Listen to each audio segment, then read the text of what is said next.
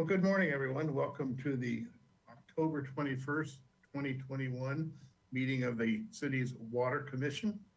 Madam Clerk, could I have a roll call vote, please, of the commissioners? Yes. Commissioner Keller? Here. Commissioner Kammeier? Here. Commissioner Cooney? Here. Vice Chair Young? Yes, here, present. And Chair Davis.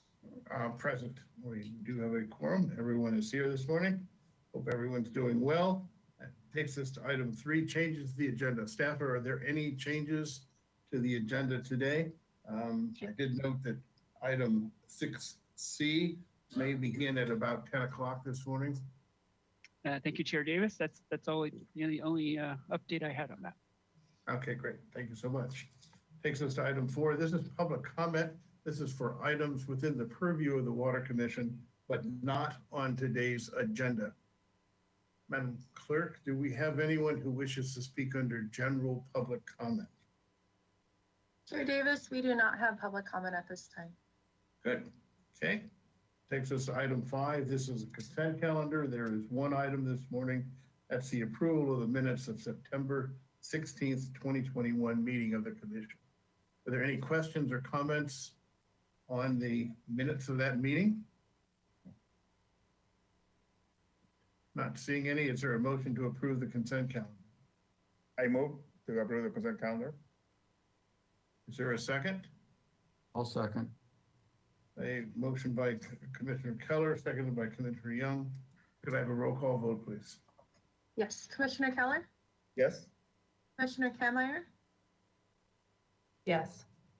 Commissioner Cooney? Yes. Vice Chair Young? Yes. And Chair Davis.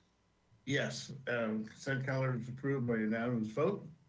Takes us to our administrative items. Item 6A, introduction to the wastewater rate development. Mr. Hagmore or Mr. Hamilton, you wouldn't wish to open this item? Oh, Ms. Fessy. Good morning. Good morning. Good morning.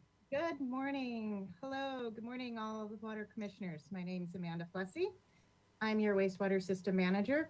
And here today, we're here to present the introduction of rate setting and development of capacity charges for the wastewater system.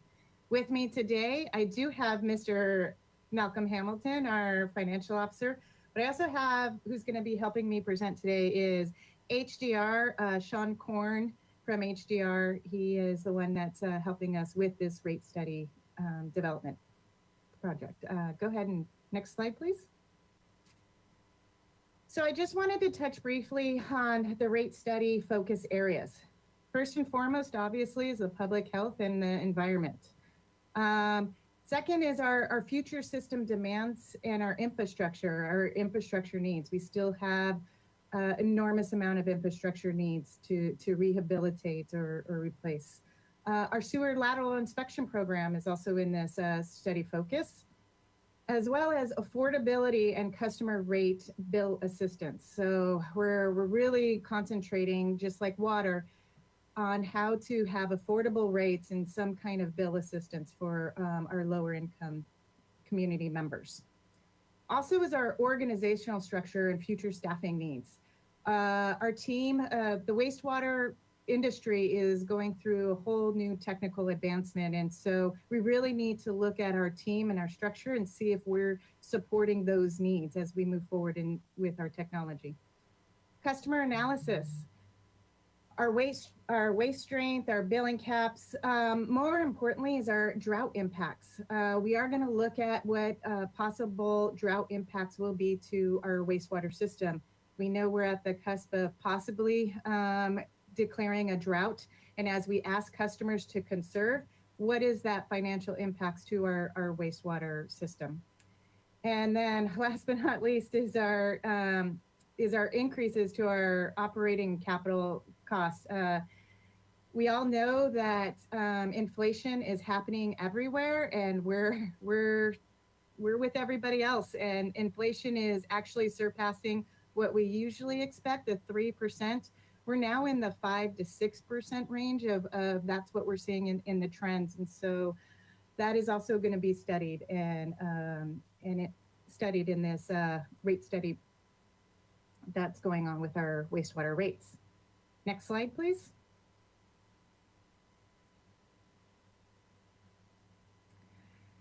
Now I would like to introduce Mr. Sean Korn from HDR, and he will lead us through the wastewater rate study update.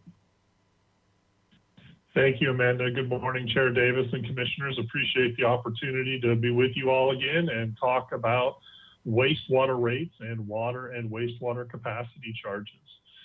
So we'll start off this morning by talking about a quick overview and introduction into the wastewater rate study update. And then we'll finish it off with the discussion of the approach to reviewing the water and wastewater capacity charges.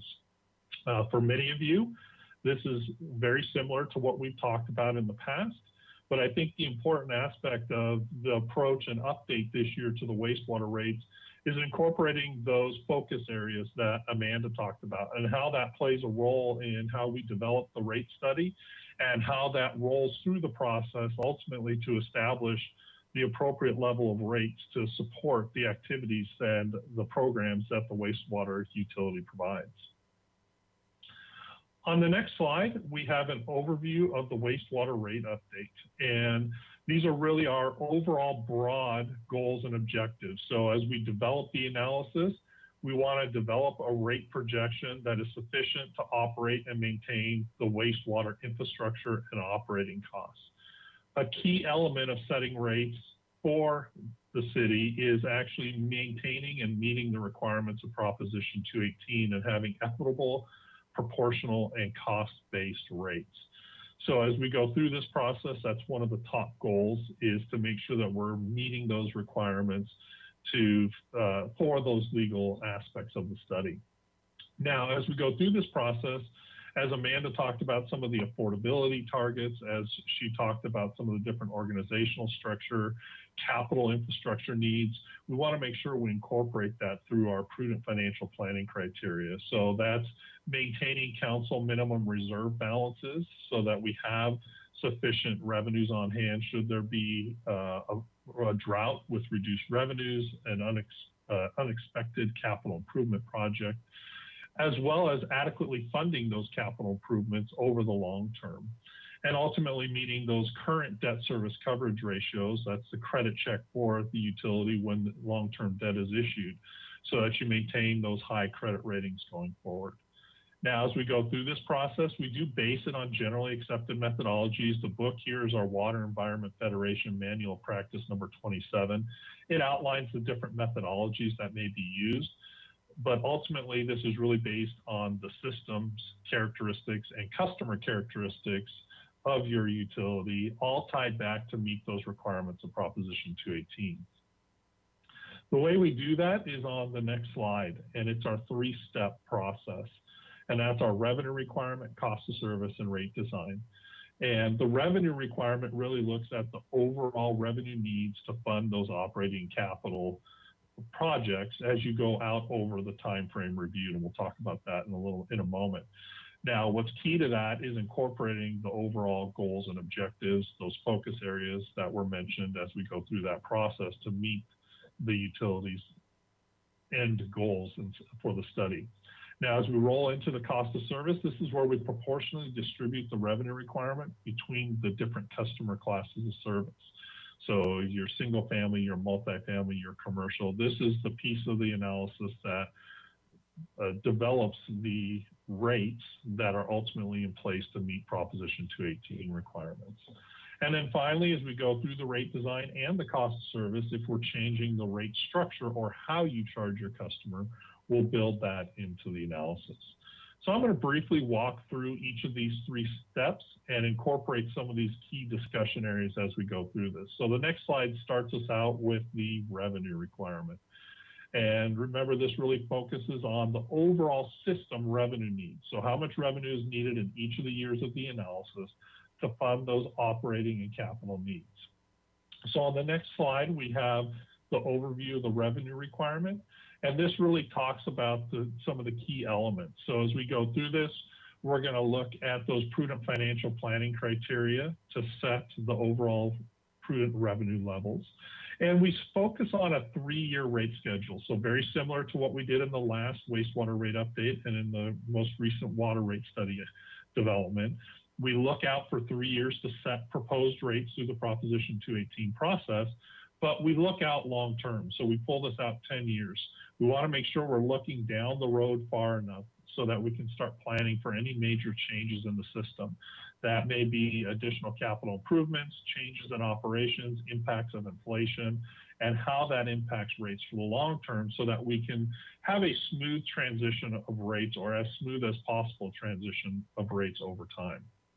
Now, the wastewater utility as an enterprise fund is analyzed on a standalone basis. So as an enterprise fund, the revenues of the utility should support the costs of the utility. So we do not include any transfer from any other city funds. And those rates and revenues are really there to support those operating and capital needs. We use what's known as the cash basis methodology. Really what that means is it comes back and looks at those annual cash needs. So how are we funding overall operation costs, capital costs on a year-by-year basis? This is a methodology that most municipal utilities use, and it ties nicely to your overall budgeting process on an annual basis as we look forward. Now, as we get into the revenue requirement, the next slide talks about some of the overall goals and objectives that we've hit on. And I think two of the key ones that Amanda mentioned early on are the top right corner, prudent funding of annual renewal and replacement. This is our capital infrastructure needs. And putting together that capital improvement funding plan that reflects the overall needs of the system, that provides those funding sources on an annual basis, and meets those industry standard minimum approaches. So whether that's targeting an asset replacement schedule, or that's based on overall future needs, that's what we'll develop as we go through and update the wastewater analysis. The bottom left corner are levels of service. This really gets into, as we think about what services the wastewater utility provides, and what practices and programs are going to be implemented as we go forward. The low income program, as we talked about on water, how that gets folded into the wastewater discussion, and then finally drought impact. So as we develop this revenue requirement, we're trying to capture everything we know today and how that's going to project out specifically over the next 3 years, and then maybe longer over the next through the next 10 years. Question, Sean, do you want any comments or questions from the commission as we go, or do you want to hold those to the end? Up to you, Chair Davis, on how you'd like to approach that. I'm fine either way. I think if anybody has a question, it's Sean's making his presentation, come on the screen and I'll recognize you. So again, let's just see how it plays, but we'll take it as it comes. Thanks, Sean. Go ahead. As we talk about the capacity charges in the bottom right corner, that will be the other component of this. We're updating the water and wastewater capacity charges. And so how those are used in the overall capital improvement funding plan is important, because those are really only in place to fund capacity related projects or capacity related debt service. So overall, our goal is to provide this long-term financially sustainable plan over the next 10 years to support the wastewater operating and capital costs. So the next step on the next slide is our cost of service analysis. And remember, the overall cost of service analysis is there to meet the intent and requirements of Proposition 218. And so as we go through this process, it's a method to distribute the cost of providing service, so that revenue requirement that we just talked about, to each customer class of service, because these customer classes of service use the system differently. So on the next slide, we have an overview of the cost of service. And as I mentioned, that what is a cost of service? It's that method to distribute the revenue requirement to each customer class of service. And we do this to meet those proportionality requirements of Proposition 218, so that one customer class, single family, multifamily, commercial, is not subsidizing another class of service. We're trying to maintain that, quote, fair and equitable rate structure so that each customer class is paying their share of the cost. That's really based on how each customer class uses the system. So as we think about this, the overall volumes or wastewater generated by each customer are a key driver in the wastewater update. Secondary to that is our strength components, or how hard it is to treat that wastewater. So higher strength wastewater takes longer to treat, may take more chemicals, more time, more effort, more processes in order to have that wastewater clean so it can be discharged. That drives the cost of the utility. So through this cost of service, we're able to identify those costs and proportionally distribute them to each customer class that is benefiting from that additional cost.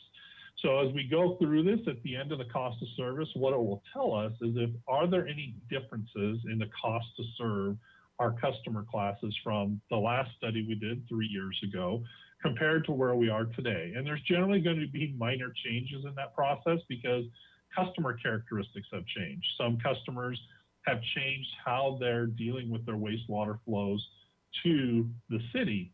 So as part of that, we want to acknowledge that and update that. Commissioner Young. Thank you, Chair Davis. Sean, so explain something to me if you would. In providing extra treatment to a wastewater stream that has more pollutants in it, where does that service take place? I thought that all wastewater enters El Estero, regardless of its source. I am aware of pre-treatment programs, but I don't know where that's taking place. So maybe you could help me with that. Yeah, that's a great question, Commissioner Young. And really what it is, you're exactly correct. Everything flows to El Estero and it's all treated there. As we look at the different customer classes of service, then we know there's differences in what comes down the pipes. And so when we think about a residential customer, you know, it's the flushing of the toilets, it's the washing of the dishes, those kind of things. As you start moving into your non-residential, specifically into your commercial and industrial classes, and that industrial classes is more like your pre-treatment program, a lot of them fall into that category, then we know the strength of that wastewater is higher than the typical residential wastewater that comes down the pipe. And so while it all does merge into a single stream into El Estero at the front of that plant, I call it the front of the plant where it all enters, then it all gets merged, but we need to account for the fact that some customers are causing additional costs to treat that waste. And that's a key element of differentiating between how the customers benefit the system as part of that. And Amanda, did you want to add to that? I do. Thank you. So Sean explained the business side of it. So let me explain what we do. When we get a disruption, such as a high strength surcharge, we're constantly monitoring our wastewater. So if we get a disruption, then we start investigating where that comes from. And it may take a little bit, but we do investigations within our system, and we narrow it down because we do know who our high strength dischargers are, and we do investigations as where that discharge is coming from, and then we do an investigation as to who it may be coming from. So it may be a long process, but we see it in our wastewater treatment plants, that disruption, and that's how we know we're getting a high strength surcharge, because it should be pretty steady coming through. We work with all of our high strength folks, and so they have all their pre-treatment, so we should have a steady stream coming through of what it is that we know. So when we have that disruption, we do an investigation. But the treatment is taking place on the entirety of the wastewater influent. It's Right. not broken out. There's no way to do that. So it's all my residential waste and any industrial waste is all combined. Mhm.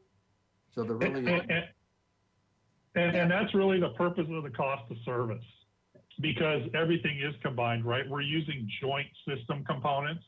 They may merge in the same pipe, right, in the same street, and then it all goes to El Estero. And that's really the purpose of the cost of service, is to come back to a methodology and an approach to actually differentiate, because it does cost more to treat that higher strength. And so we want to make sure those costs are borne by those customers that cause that high strength. So when Amanda was talking about the blip in the strength at the plant, all of a sudden things slow down, and you need to start process. The wastewater process then needs to take its time before you get through that, and then things start rolling again.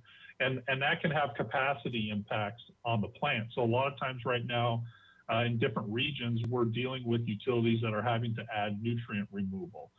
And that's their bottleneck in their plant, is they can't meet those federally mandated requirements. And that slows down the whole process. And that's what we're trying to capture here, is to make sure. And we talked about this in the last wastewater rate study, and we made some additions to the structure. And we had customers that reacted to that, and are actually, some of them are coordinating even more frequently with the city on when they're going to have some of these discharges, so that the plant's ready for that going forward. Thank you. Oh, Commissioner Cooney was there, but she just popped off. Commissioner Cooney, do you have a question still or no? It was sort of answered when we started talking. I was wondering, I just wanted to verify that like the high meant that it needed extra treatment, just as a vocabulary thing that I wasn't used to with you guys. But that sort of, as we continued to talk, that answered itself. So I figured we're good, but thank you. Good. Great. Continue, Mr. Cooney. I'm sorry. All right, so that's really the approach. And on the next slide, and I'm not going to spend a lot of time on this, actually Commissioner Young's question was right at the heart of this. As we go through this, then what we look at to meet the requirements of Proposition 218, we look at why you incurred the cost. So we take that revenue requirement, the total expenses box here on our left-hand side, and we split those costs between volume related. So did we incur this cost just to make sure we got wastewater from point A to point B, or to actually treat that amount of volume, versus that strength related component, which is a treatment aspect of it, or maybe there's some customer component, right? So we have billing, and there's other costs that we may allocate on a customer basis. Then we look at each customer class's proportional share of that. So on the volume example, if, and this is just an example, if residential it provides or generates 50% of the volume on the system, they're distributed 50% of the costs that are allocated to the volume bucket. And those all get summed up for each customer class, and ultimately design our unit cost or our cost-based rates, which become the rates in year one of our 3-year projection. And then year 2 and 3 are adjusted based on our overall revenue needs. And then you go through this process again to establish rates. So this is where there's an important aspect of, since the last study, have we had any significant changes in volumes or strengths or number of customers that are going to impact the relationship or that proportional distribution of costs? And that's why we go through this, to meet the requirements of Proposition 218. So to summarize the cost of service on the next slide, we talked a good deal about this, which is great, because this is really the focus as we go through the cost of service, is how and why we incur costs, and how those different customer classes of service, our single family, multifamily, commercial, and industrial customers, utilize the system, and what facilities are in place to meet their overall needs. So the results of this are used to develop the proposed rates as we go through this process, to reflect that proportionality. And that's really why we do this cost of service, is because we have so many costs that are joint costs, but we know there's differences in how we serve those customers. As you establish rates, each time you set a new rate schedule, you have to go through this process. And the city's been really good at going through and updating this analysis and establishing rates on an ongoing basis. So that provides some continuity, not only the overall level of adjustments that we may need from the revenue requirement, but also from the overall relationship between the customers and ultimately the bill impacts that customers may see. So the next and final step of the rate study aspect is our rate design analysis. And so as we go through the rate design, it's based on the results of the revenue requirement, which tells us the total needs, and the cost of service, which tells us how much we need to collect from each customer class. So on the next slide, we have an overview of the rate design process. And we take those findings of those two prior analyses. We factor in any of those other rate design goals and objectives, and I'll talk about those on the next slide when I get there. And ultimately, what we need to make sure is that based on those first two analyses of our three-step process, we develop proposed rates that meet the financial targets of the utility and each class of service. That promotes that our rates are cost-based and proportional.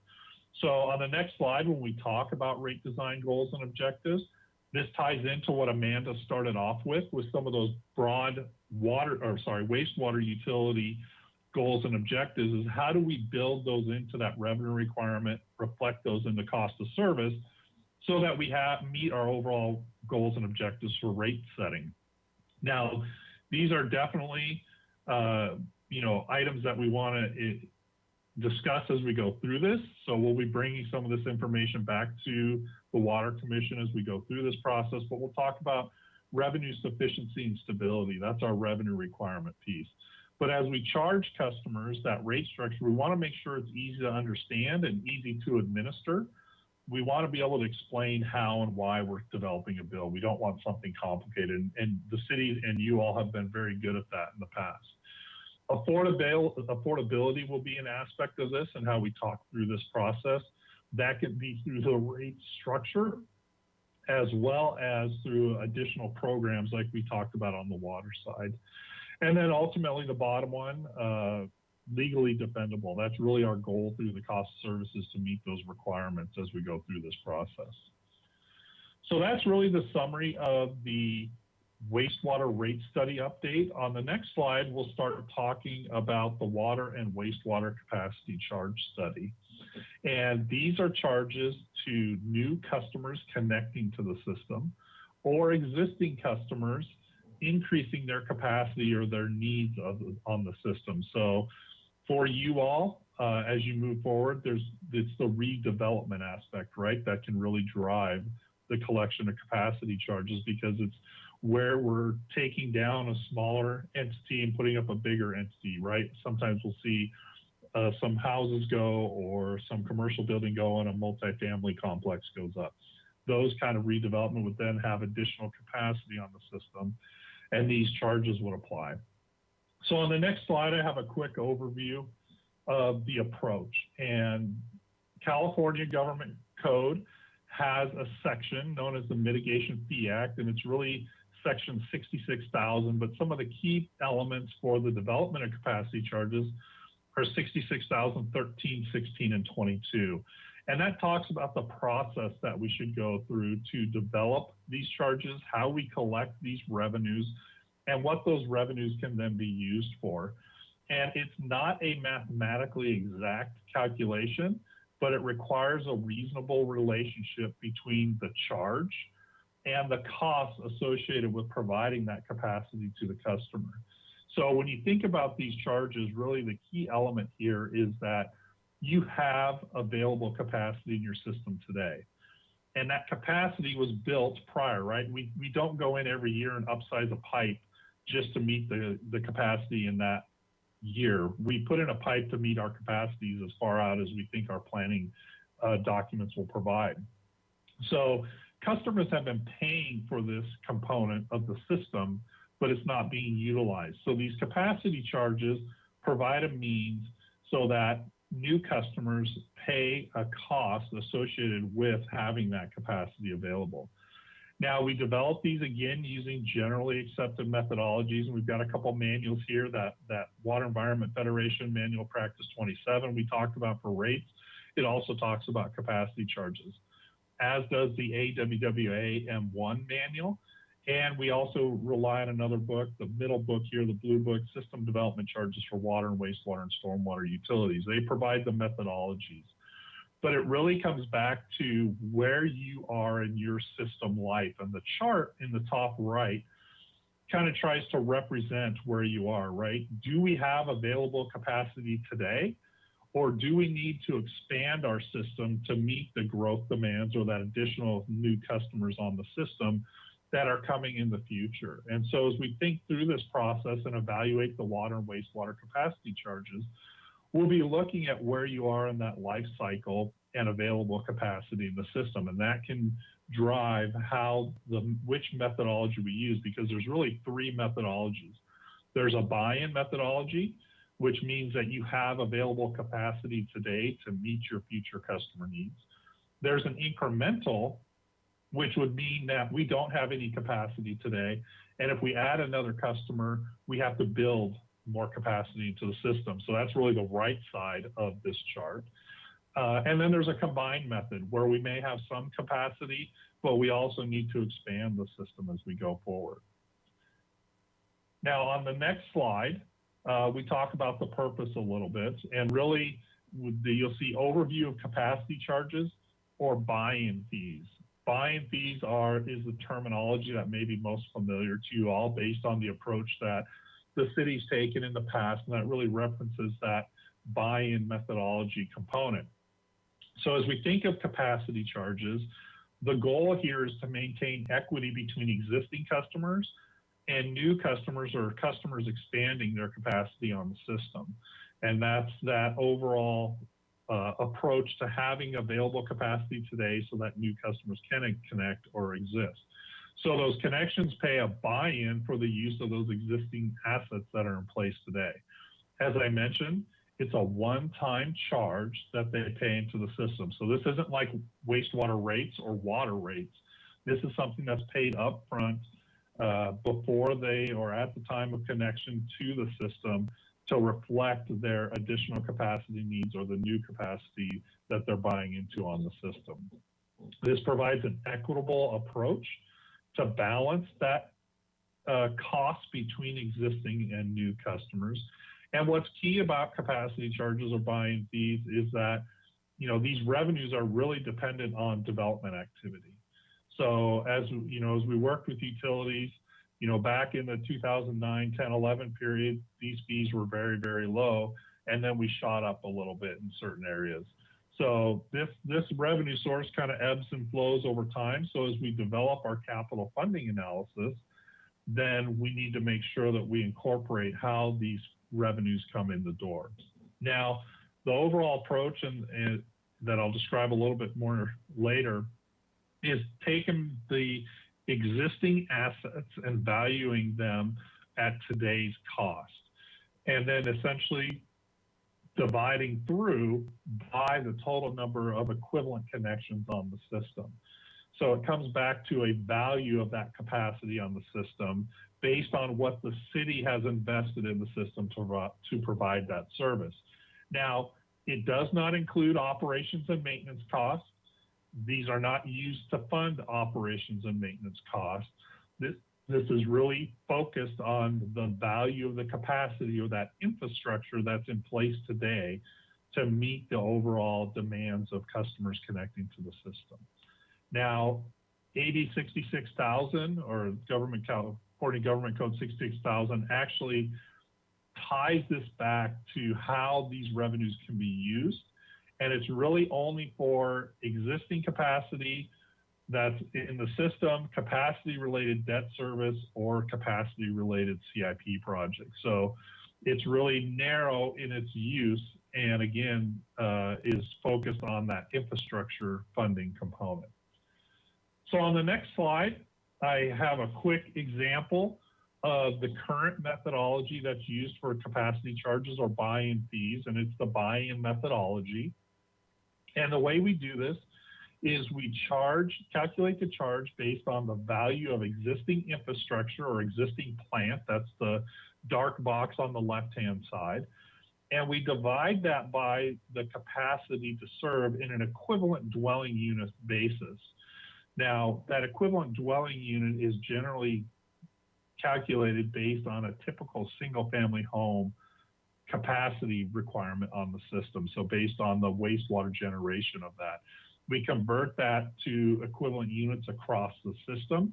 So a commercial property can, and larger commercial properties would be more than one equivalent unit as we calculate that. When we do the math, that provides us with our maximum allowable capacity charge per equivalent unit. And as we go through this, when we value our infrastructure, so the cost of the system today, then that's generally based on replacement cost new, so brought up to today's value, less depreciation. So we're accounting for the fact that folks are not buying into a brand new system. They're buying into a system that that includes a long-term life cycle costs. Now, as we go through this process, ultimately that develops that maximum allowable capacity charge. And then that is our ceiling, or the maximum that the city's allowed to charge customers as we go through this process. So that's why it's important as you go through your financial planning processes for wastewater and water in this case, you update these charges from time to time. Sean, can I just clarify again for me? You talked about how these funds, the buy-in funds, could be used. You talked capacity, improvements, debt service, et cetera. Explain that a little bit more detail. I mean, again, in terms of in real life, where these dollars go and how are they used by the city? Yeah, absolutely. That's a great question. So as we think about this, the easiest place to show where that goes is where you've issued long-term debt to expand the system. So that could be pipelines or that could be El Estero, where you provided additional capacity to meet those future flows. That's the first and easiest spot to tie that to. So when this revenue comes in, you can use it to pay for that proportion of debt service related to that. And Malcolm, you want to add something there? All I'd like to add, Chair Davis, members of the Commission, Malcolm Hamilton, Water Resources Financial Officer, is very much existing capacity oftentimes translates to existing infrastructure, water main replacement, the normal types of projects that we bring before the Commission and talk about. Okay, that's really where I was heading, and that was my second part of my question. Again, if you had debt service to replace parts of our existing system, that's eligible for the use of these funds. Great, thanks.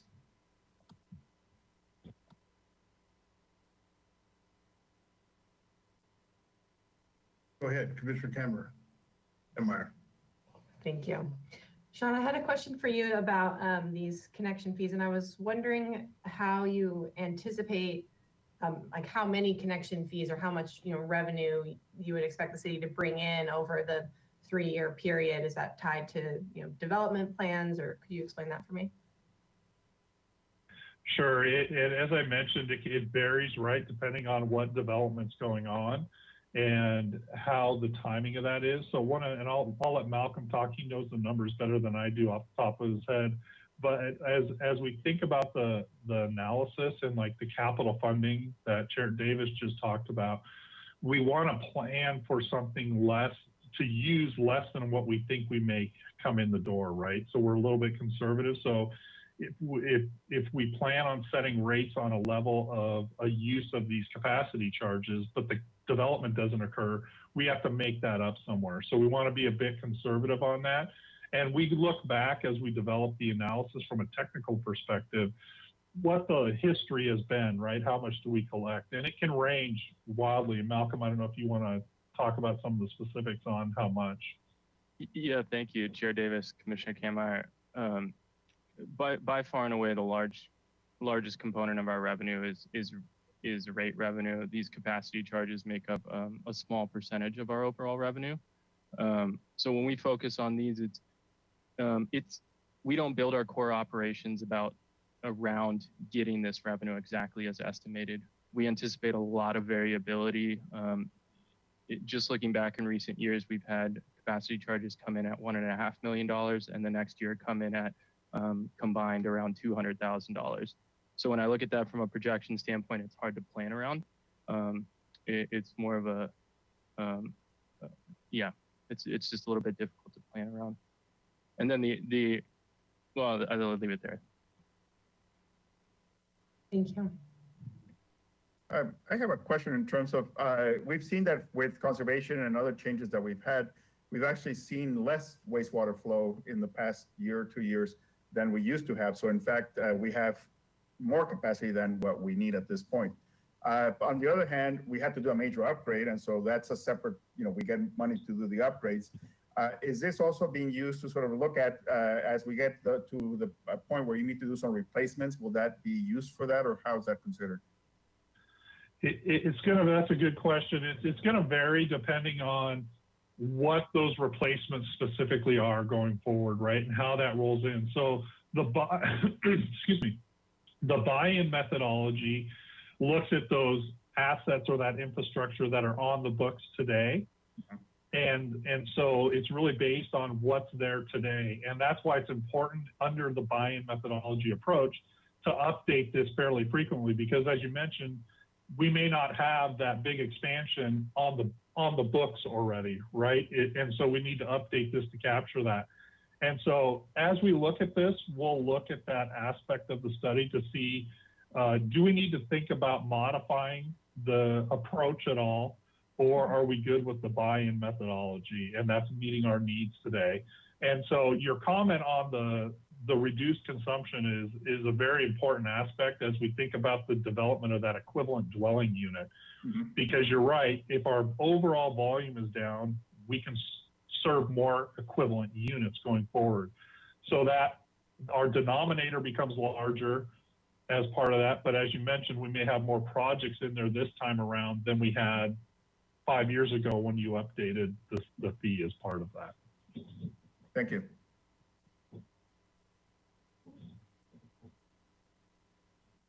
Councilmember Snedden. Thank you, Chair Davis. I have some related questions. I can ask them now or wait until the end. Yeah, go ahead. We're doing questions as we go. So if you have a good question, related question right now, it's perfect time. So when you're going into the calculations of future capacity and what the demand might be, I'm interested in the impacts of SB 9 and sort of where that additional demand might come from. Does it matter if it's in the low-lying areas or towards the urban core, or if it's up in the hillsides, and how you will project what that might be? No, that council member, as we think about this, we generally think holistically. We're one big happy family on the wastewater system. And so we don't necessarily dive into where that additional capacity or growth is to come into play. However, if there are some utilities if there are distinct service levels to get that wastewater from point A to point B, we may have additional or a bifurcated fee to do that. Right now, you haven't done that historically, but as we dig into that for both water and wastewater, that's a question that we'll ask as we go through that to make sure that we're capturing those appropriate service levels from a capacity charge perspective. I just wanted to add on to what Mr. Korn is saying. That's how we do it when it comes to the water rates, but we are looking to start a master plan update, because a lot of our I&I and our capacity was developed on the City of Santa Barbara's master plan, and it does not take into account the ADUs and the new state law. So we are going to be looking at that and how that impacts our system and what improvements need to be made to our systems if that were to happen. So I hope that answers your question. So, Councilmember Snedden, too, one of the things that's been interesting, particularly in the last 7 years, is to watch our wastewater flows drop. I mean, when I think 2010, we were treating about 8 million gallons a day, and now we're seeing just shy of 6 million. And a lot of that has come from conservation, water conservation, which has been wonderful. But it is definitely, in some areas, provided some capacity. In particular, it's provided some dry weather capacity. There are things, as Ms. Plessy was kind of hinting at, there are still wet weather issues we deal with. We still have, unfortunately, people who illegally tie their roof drains into the sewer system, into their, and those can have exacerbate some of the restrictions in our system. And that gets back to some of the capacity projects that are likely to come out of that. But all in all, we have capacity right now in our wastewater treatment plant, and we have some capacity. There are some pinch points in the system, but we have overall capacity in the collection system as well, largely in part due to conservation. Thank you. It's something I just want to keep track of the true costs. And if it's already, it sounds like we're already okay there, but just to be looking at. And then just another question about how much is the trend of people now working from home more impact the system, and then the rates. I've had a few renters who have been saying that, you know, now that they're at home all the time, that their water rates, wastewater rates, I mean, I don't think they understand, it's all clumped together. And if for the renters or for the lower income, if that's might come into play when we're looking at what our rates might be, and does it make a difference that so many people now are working from home, and seems like it's going to be a future trend? Yeah, I think, you know, it definitely is going to change our assumptions.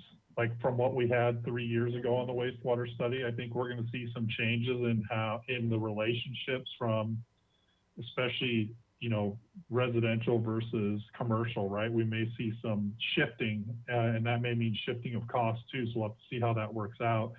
And I think that's something that when we, you know, the recent water rate study, we tried to build in what we thought was going to happen and how that demand was going to change over the next several years. And we'll have that same ability in the wastewater side to look at each of those individual classes to try and determine what normal is going to be, right, going forward as we go through this. So we'll have some of that information, right, from the last 18 months, 2-year time frame that we'll be able to rely on. If it looks a little, I'll say, wonky, we may go back and look, you know, a little farther back to see, okay, how is this shaping out? But that could definitely impact the overall relationships. And I think from a affordability standpoint, I think that's the important part that Amanda talked about at the beginning of, right, that customer assistance program and how that gets rolled out to help with that as we are all home. I know for me, you know, last year and even now, we're definitely using more water at home. I can tell that from those bills as part of that. So something we'll incorporate as we go through this. Thank you for your answers. Oh, yeah. I just want to also add, next month, we're coming with a whole wastewater system annual report. And so we'll show how our wastewater treatment, the flow actually coming in is still less than pre-pandemic. And I think it's because, yes, a lot of people are working from home, but then we have a lot of folks that commute in to work here. So those people are actually staying at home. So it's kind of an offset. And so we haven't seen a big influx yet of the commercial coming back. It's slowly creeping up. And so hopefully next month we'll show those kind of trends, and that's the kind of information we're feeding Mr. Korn here to help us with our rate studies. Thank you so much.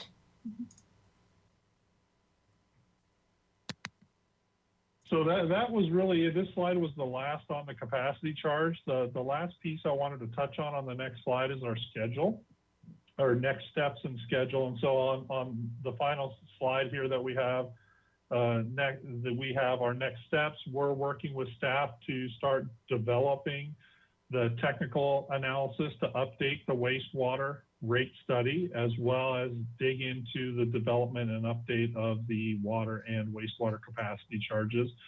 So as we go through this, you know, if we have any key policy areas similar to what we did in water and wastewater last time, we'll be back with the commission to talk through those policy decisions or policy areas to gain some feedback and input. Next, we'll develop that draft final result to bring that to the Water Commission. And then based on that discussion and comments and recommendations from the Water Commission, then we would finalize that technical analysis, and bring those forward and present those findings and recommendations. So on the right-hand side, you see kind of our estimated project schedule. December 16th, we'd have any policy discussion. So we have the if needed there. So if things are moving smoothly, we don't see any major changes, then we'll probably punt on that one and come forward on February 17th with our preliminary recommendations. And then March 17th with the final rate presentations. And we'd have a finance committee presentation in April, and then a public rate notice in that 45-day period that is required from Proposition 218 in April to June, assuming that finance committee presentation is approved and we move forward. And then ultimately a June public hearing. And so in between that April and June period, we'll be doing another public outreach or public information meeting as we go through that process, similar to what we did with water, so that we can get some information out to the public, as well as some feedback from the public as we go through this process prior to that public hearing in June. And with that, I will turn it back over to Chair Davis for any further questions or discussion. And it's back to us. Okay, Commissioner Young. Oh, by the way, Mr. Korn, thank you so much for the presentation. I thought it was quite informative, and it led us through everything that the questions that I had. Commissioner Young, questions or comments? Yeah, thank you, Chair Davis. So Prop 218 was enacted, if I recall, sometime in the mid-1990s. And so has the city done this exercise every 3 years since then? I know the last several years you have. Malcolm may have a good answer to that. Yes, Commissioner Young, we did do the last rate study 3 years ago. Prior to that, we had done some updates annually. And prior to that, I know that they had changed rates annually, but I can't say for certain if there was a rate study with each of those changes. So I see here from the staff report that you're going to be examining all current assumptions. And I'm kind of curious how our assumptions have held up over time. You know, as you go through this review and reanalysis with the frequency that you go through, are you finding any trends with the assumptions? You know, have they been on target? Have you found any assumptions that have been off for some reason? In other words, are we learning anything from the past such that we are improving our ability to forecast and predict? Mr. Hagmark. I'm happy to jump in, but Mr. Hagmark. Okay. Chair Davis, Commissioner Young, yeah, it's really been interesting. We've actually been fairly consistent. We did a rate study, I want to say, not too long after I started in 2013, and it had kind of laid out for the next 10 years needing to do these 5% increases. And remarkably, we've been fairly close to that, despite the drought, which had major impacts. And, you know, right now, what's really surprised me is we've just seen an insane amount of inflation in the water industry as a whole. And despite that, we've been able to stay pretty closely within that 5 to 6% range, which has been pretty remarkable. And so hopefully there's no major change in here. But yeah, I think we've been seeing, you know, movement, but for the most part, we've really kind of stuck with pretty closely with the plan that we laid out, I don't know, 6 or 7 years ago. So that's been helpful. And appreciate the commitment to just staying after it every year, which is really key. Some agencies, you know, don't look at it for 10 years and come back, and then all of a sudden they've got to make drastic changes, and they've got, you know, a community just in outrage. So I think we've kept that dialogue going and communicating what you're getting for those services and just revisiting it on a regular interval, which has really helped. I mean, I'm sure Sean's got some nightmares he could speak to related to coming in and doing rate studies where groups have just not kept up. So. Great, thank you. Other questions or comments this way?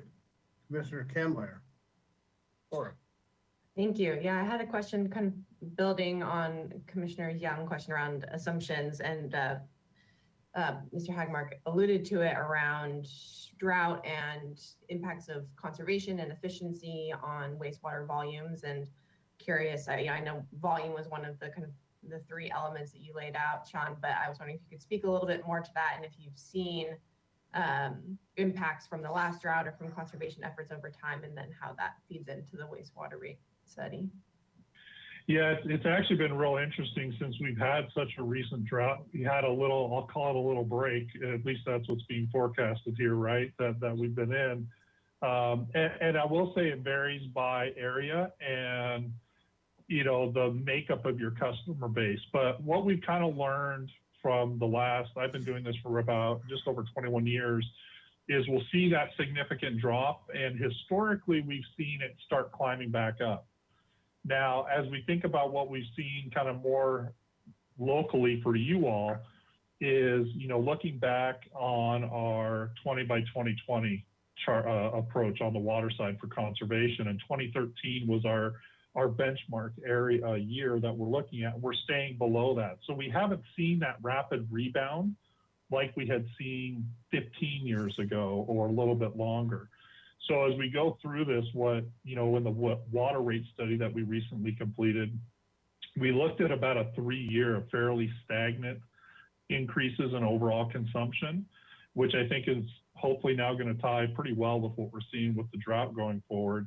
But then we did have some additional increases. Some of that is the minimal growth that the city will incur, and some of that is folks going back to other habits. But I think where we're at today with our customers is we're learning much better and holding on to those behaviors that we didn't hold on to in the past of, you know, having the water run the whole time while we're brushing our teeth, watering too much on, at the wrong times. And so I think for what we're able to build into this is looking a little more long-term.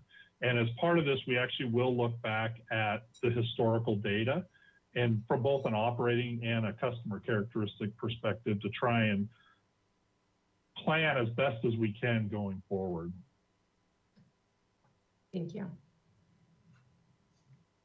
Well, I haven't gotten rid of my buckets, Sean. Sorry, they're still in the shower. Other questions? Comments? We're not seeing any. Sean, thank you again so much for the presentation. It's Fussy and Mr. Hamilton for the backup there. We look at your schedule here. We'll see you possibly again in December, if not then in February. Thank you again. Thank you, Chair Davis. Have a good day. Thank you, you too. That will take us to our next item on our agenda. This is item 6B. This is the Water Agency's update. This is Mr. Hagmark, Ms. Taylor. Ms. Taylor, Catherine, how are you? You're muted.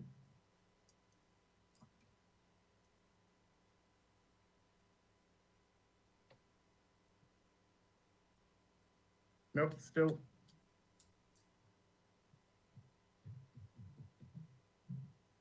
All right. Well, I could pinch hit while she gets her microphone up and running there. How's that sound?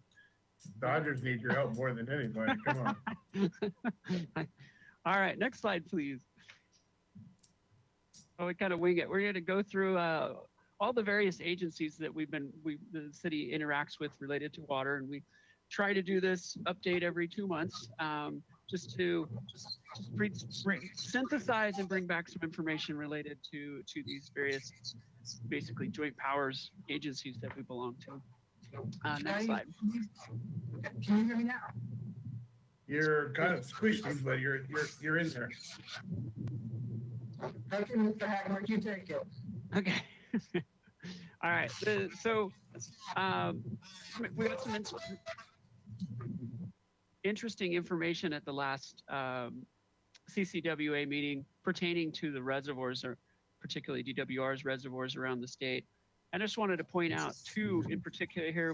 Lake Oroville, which we get, Kathy here. Yeah, we have Lake Oroville, which we get a significant amount of our state water comes out of Lake Oroville, and just its current status. In particular, you can kind of see where the historical average is, that red line, and where we are today. It's pretty dismal. Certainly this week is very optimistic. There's starting to get some significant rain up north, but just kind of, I think, solidifies just kind of the whole the whole state is in, and what we need to dig out of. And then, of course, San Luis Reservoir, and we've spoken about this in the past, but it's been a while. This is what I consider the water bank of California.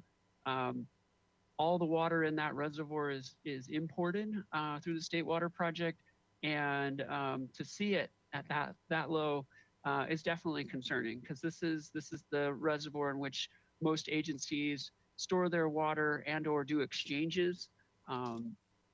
And so having it at that level is pretty dismal. It would take quite a bit of water to put that reservoir, which is, I think it has a capacity of almost 2 million acre feet, to get it back into a normal range.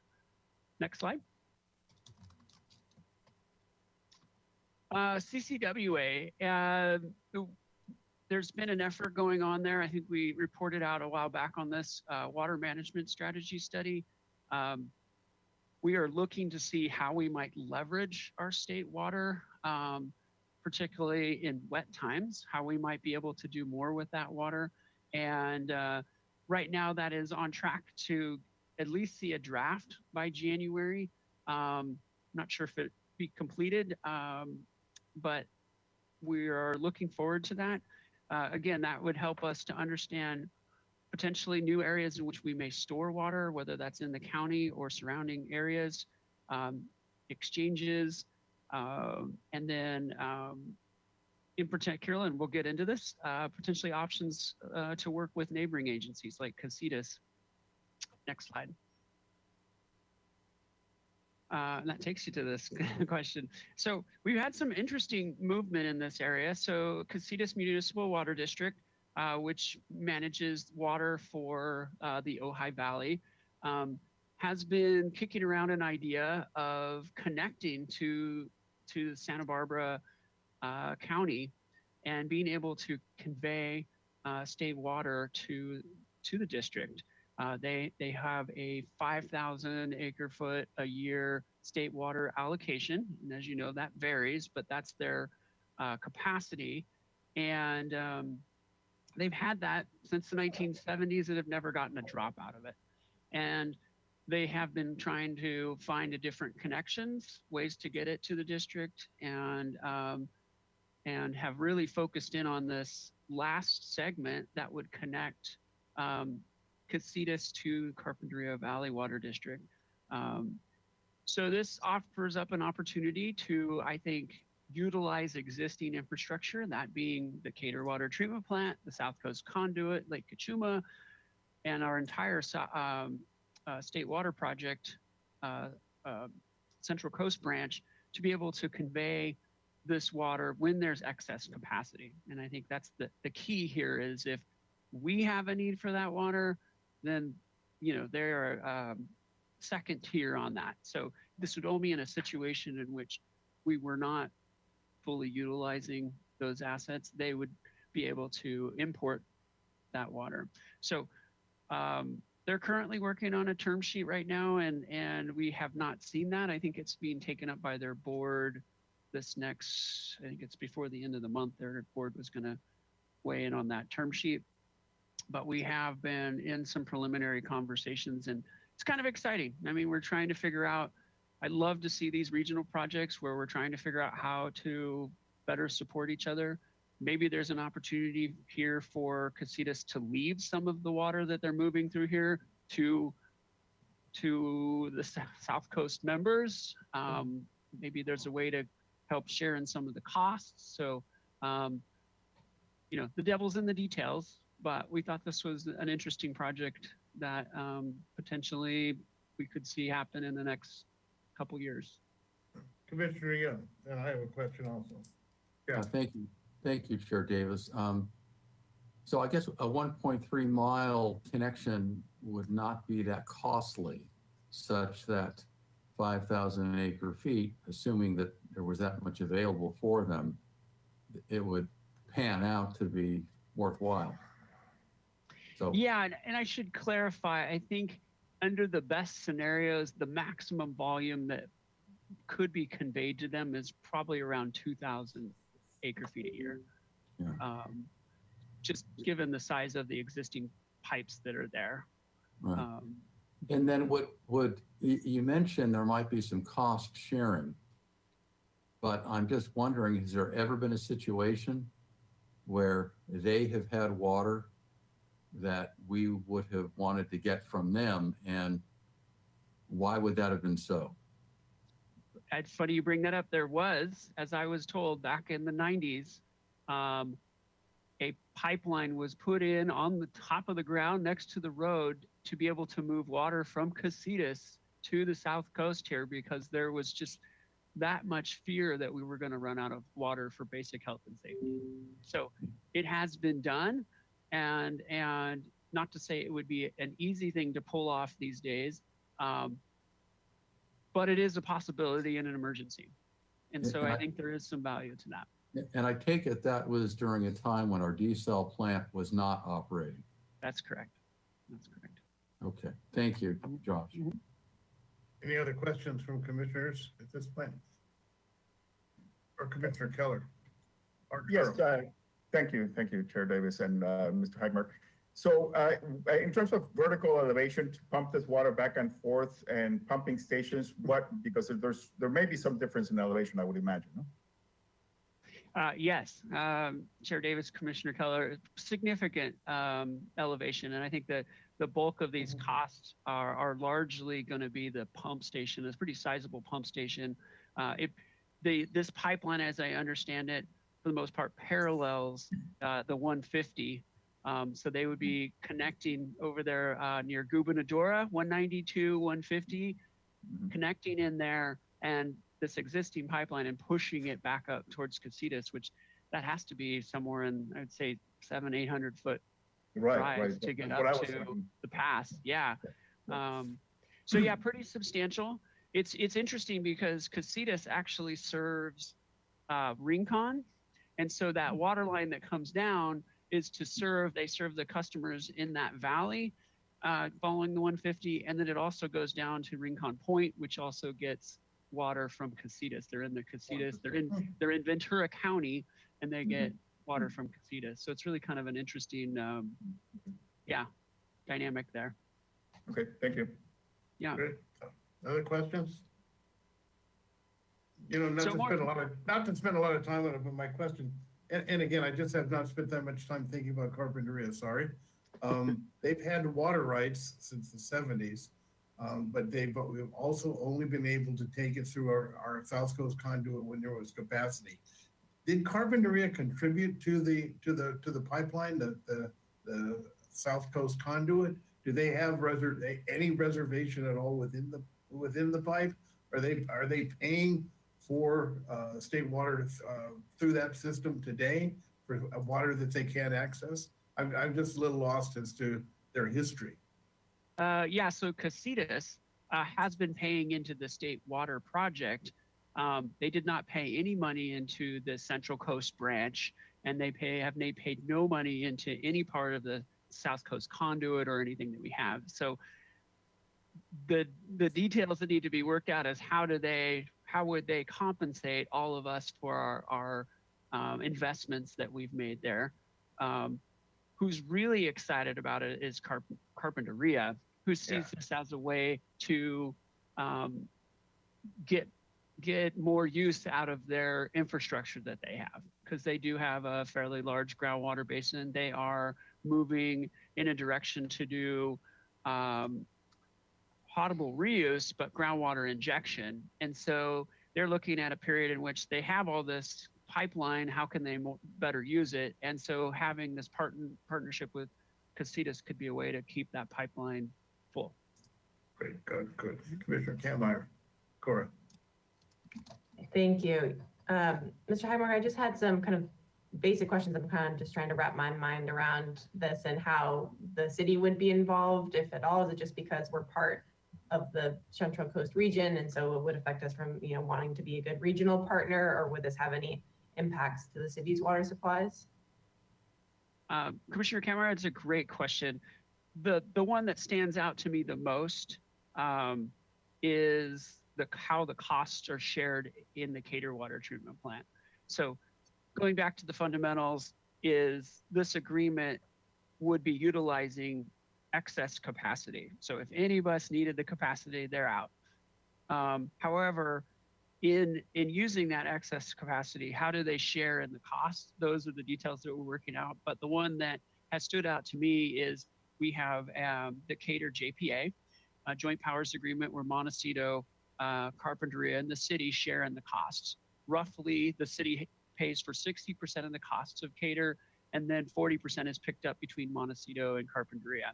So by Casitas utilizing these facilities, how does it change that agreement?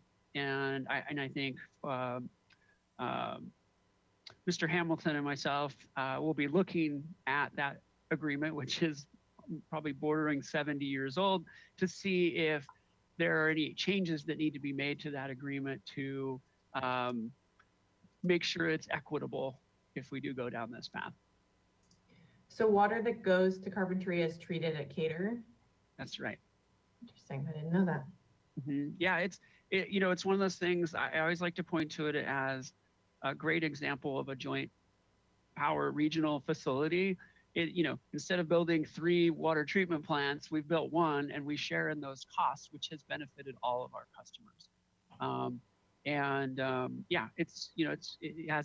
We have our hiccups, but for the most part, it's been a great relationship, and I do appreciate that, and continue to like to see that kind of regional partnerships. I think we've done a good job showing it can work, and it can work really well for our customers. Thank you. Mm-hmm. All right, next slide.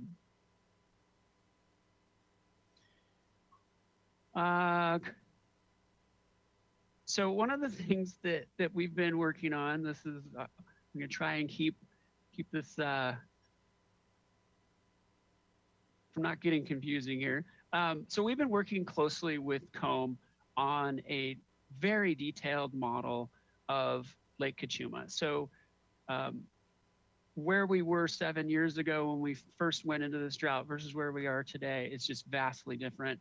We have such a better control over what is in the lake, who's using it, who owns it, what are all the various terms of the agreement that we have with all the different water users.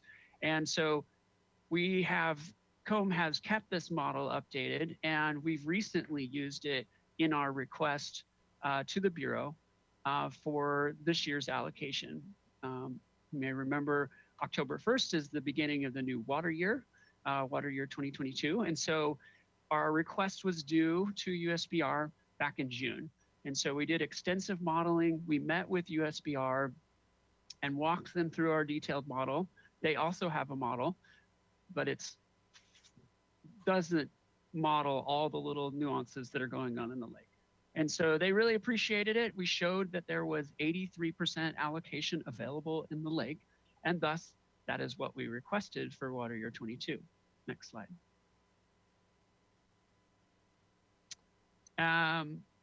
So this builds on that. So as you also know, the county is the one who holds the contract with USBR. So we make that request to the county then submits that to USBR. And the county's role is to represent the Cachuma member units in that. So we made our request for 83% allocation back in June. We heard nothing from USBR and the county. Typically, they get those requests, turn those back around, and let us know what our allocation will be October 1. This time around, we heard silence, kept asking questions, where is this? And then USBR requested a meeting towards the end of September to talk about the allocation request. 2 working days prior to that meeting, the county sends a letter to USBR saying that they don't agree with the city, they don't agree with the Cachuma member unit's request. They think it should be something less. The letter that they sent provided no additional modeling, had no data analysis. For all intents and purposes, it was a gut feeling that they, I guess, were going on. So it really colored the conversation with USBR. when we did have it. It was really frustrating that the county did not communicate that. And I should say we did meet with the county the 1st of September. They made no mention that they were sending this letter. And so it's really aggravating. It was another low point in our relationship with the county on that. And it was very frustrating. So we did meet with USBR, and for whatever reason, even though we could show there was adequate water in the lake for an 83% allocation, the USBR felt comfortable with 70. And again, there's no data backing that number up, but it just was a gut feeling USBR had. So it was a little frustrating to go through all this work to document and model and show what's there, only to, you know, at the end of the day, end up on a number that was a gut feeling. So we have been working to try and improve this relationship with the Santa Barbara County Water Agency, but this was definitely a low point for us in our interactions. And I've been working with Cliff Maurer to try and figure out how we want to approach the county water agency going forward when it comes to these kind of things, because this is the opposite of how we should be interacting with one another. We should be sharing information. We should be talking about these things and supporting one another. And it was very unfortunate. Commissioner Young. Thank you, Chair Davis. Mr. Hagmark, do we have any built-in procedure for resolving disputes like this? We do not. We do not. You know, aside from, I guess, going a legal route, that is a potential. But it's just, you know, again and again, frustrating that we can't seem to work collaboratively on these issues. The member units seem to be very data driven. You know, show us where our model is wrong. Show us where we've, you know, inappropriately applied numbers, because we've shown how we've accounted for evaporation. We've made sure there's enough water for fish. We've made sure that the downstream user's water is protected. We've gone through this extensive analysis, and then to have someone who's supposed to be acting as our trustee take us out at the knees based on no data was a little, you know, it's just, you know, very disappointing. Frustrating. Thank you. Yeah. Mm-hmm. Councilmember Stettin, you're on, but the picture's not there yet, but you have a question, comment? Yeah, I'm struggling here. I'm a little bit speechless, actually, but want to say something, but don't know what to say exactly. I'm extremely disappointed and will want to pursue this. I just don't understand. I'll say from my perspective, the member agencies do so much to calculate, as Mr. Hagmark says, data-driven. Every droplet accounted for in evaporation, in all the losses and all the gains, and to seemingly arbitrarily decide that each one of those member agencies have miscalculated or been irresponsible in some way. And when we think about all that we do with our diversified water portfolio and our enhanced urban water management plan and rate studies and outreach to the public and all the different stakeholder groups and all that goes into the consideration of what the water balance is. And I really want to take this moment to applaud our Water Commission and our Water Resources Division. This is incredible, making it through the historic 7-year drought, heading into the next probably historic drought again. And I find this, I don't even know the words, but we need to pursue this and really get an explanation for why, based on what data or what paradigm are we being denied our request, because we can't just keep taking a stab in the dark and trying to come up with what we think are reasonable numbers to be told no, but without any thing to go on in terms of how we could then reformulate our calculations or what data we could use for our future choices. So I will request more information from the powers that be who are making this decision, and note that they do not have ratepayers that they are accountable to, and they are simply the holder of the information to pass through, to pass on our request, and to put a value judgment on it and to change it. I find a very disturbing trend. So on what to do about it, we need to pursue this vigorously. I would second those comments. Obviously, it's shades of other conflicts that we've had relative with the county as to their role in the allocation of waters at Kachuma, state water project. I'm hoping that discussions at the elected levels and at the executive levels will transpire. I have two other people who want to jump on here, and I have another question. So I'll go to Arturo, Commissioner Keller first, then come back to Commissioner Young. Arturo, go ahead. Thank you, Chair Davis. Actually, Commissioner Young was first, but anyway, mine is short. Maybe we should write also a letter of, indicating our displeasure with the outcome. I think that's something that as a water commissioner we could do. I would be pleased to sign such a letter. Commissioner Young. Yeah, my suggestion would be for perhaps Council Member Sneddon or a representative from our council reach out to a supervisor and try to create a personal connection. I think maybe a letter might be not necessary at this point. I mean, it sounds like we have not been given any justification, rationale for this position. So there's something else going on here that hasn't been stated, and perhaps, our council representatives could meet with the right supervisors, the ones for our area, and see if something can be, discussed and brought up to light, so we can kind of know where the true impediments are. Anyway, that's my suggestion.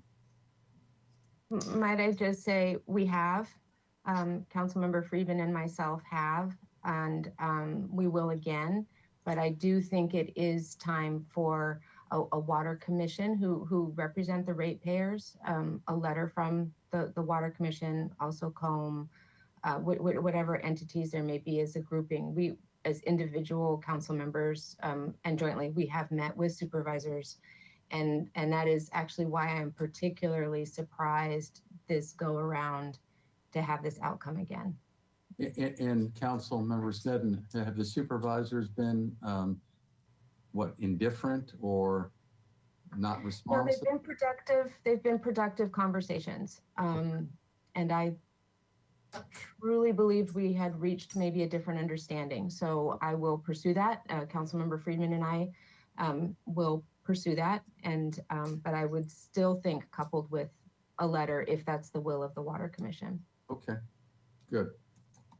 Commissioner Cooney, and I'll go to Commissioner Kammeier. Lindsay, go ahead. Thanks. Yeah, I was just jumping on to throw in my support for writing a letter as a commission. I'm happy to be a part of that. And, if anyone thinks it would be helpful, obviously we'll all talk about it afterwards. Commissioner Kammeier, Cora. Thank you. As a relatively new commissioner, I was just wondering if I could get a little bit more background on the relationship with the county, and then also specifically how this reduction in allocation from Kachuma affects our water planning, and then how we make up for that, and what the impacts of that are for the city. And when you answer that, Joshua, my question had to do with any effects on our carryover water. Right. Okay. So lots to unpack here.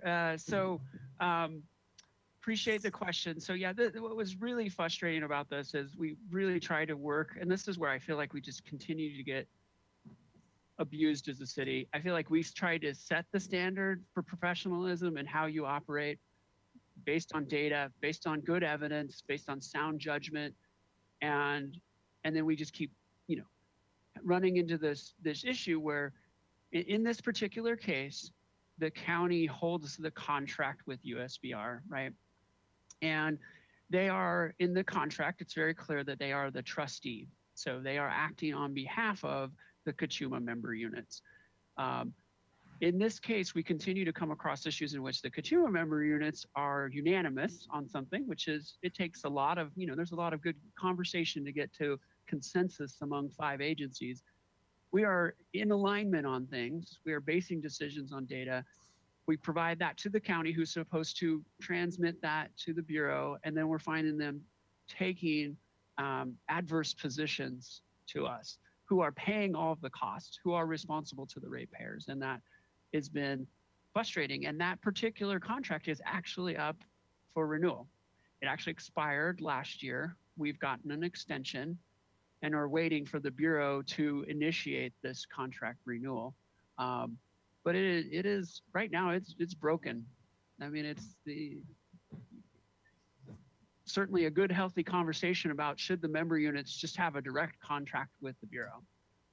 What role is the county serving anymore in this? The county has no cost sharing. The only county involvement is they manage the park at Kachuma. That's really their only involvement.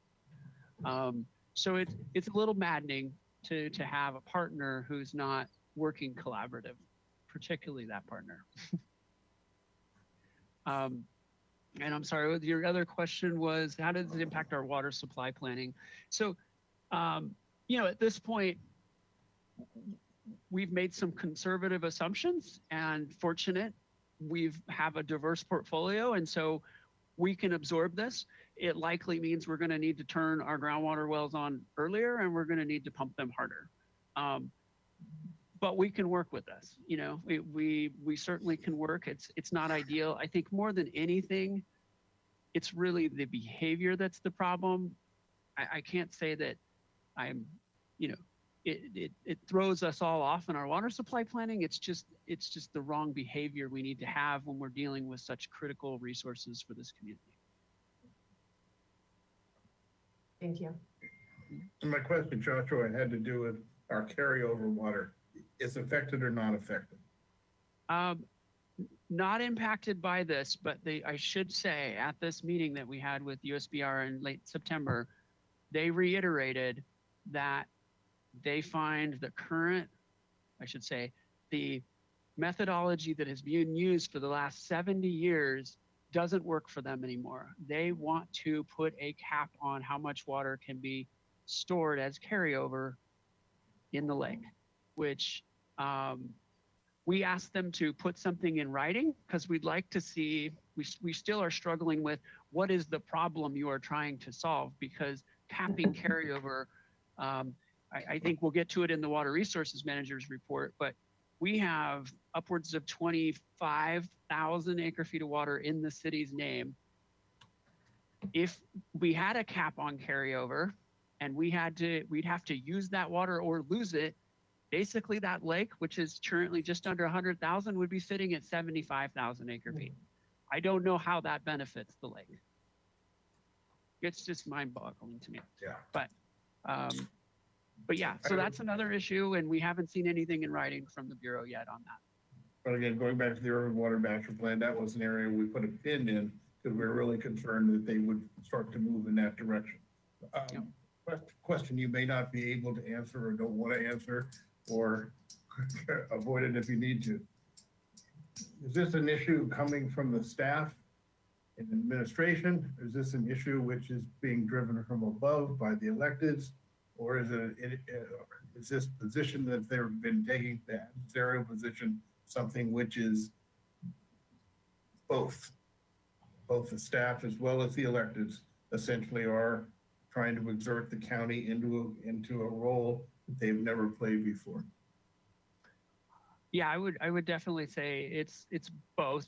I think this kind of bolden behavior, as I'd mentioned, Mr. Maurer and I met with the public works director for the county, and they had no rebuttal to their behavior. They didn't say, they couldn't defend their actions. It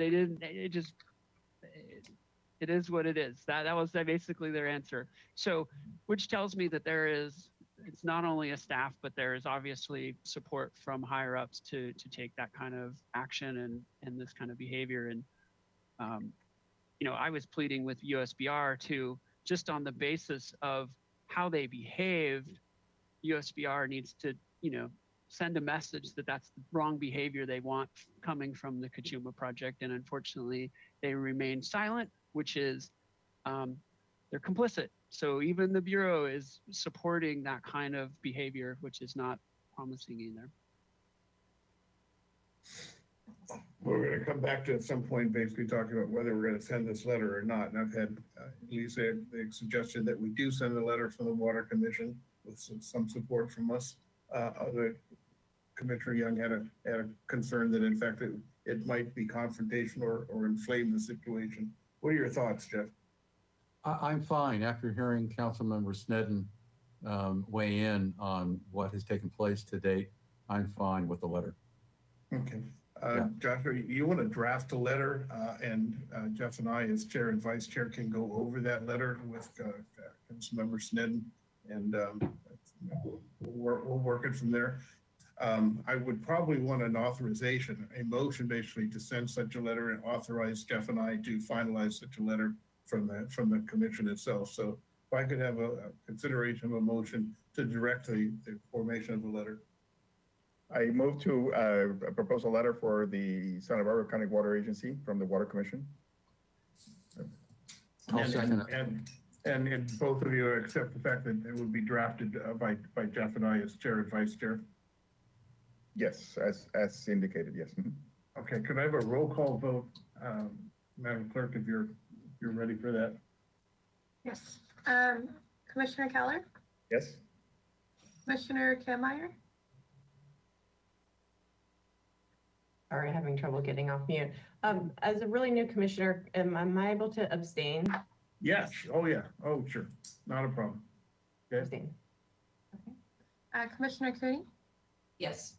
Vice Chair Young, Yes. and Chair Davis. Yes. Motion passes 4 with 1 abstention. Thank you very much. You can continue, Mr. Heglar. All right, thank you. Next slide.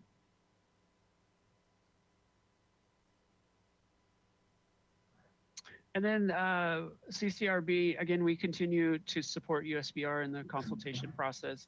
A lot of activity going on here, mostly consultant work. If you don't mind, Councilmember Sneddon, I might call on you if there's any anything here that you would like to highlight related to CCRB's work. Just a lot of it is consultant support work that was going on right now.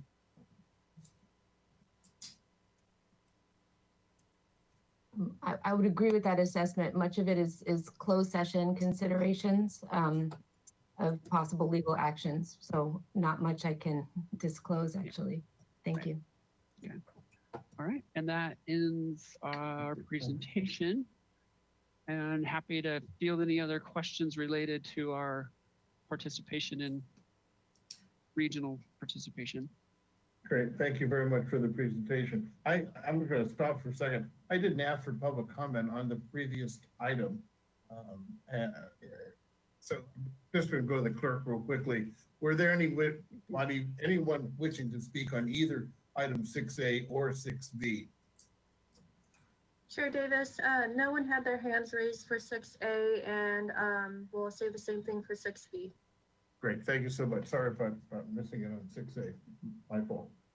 That takes us to item 6C, guidance for ecological assessment of desal operations. Yes. Chair Chair Davis, commissioners, it's going to kick this off for you. We've been exploring ideas of how to evaluate the impacts of the city's desalination plant. As you may recall, in the past, we've had conversations about an entrainment study.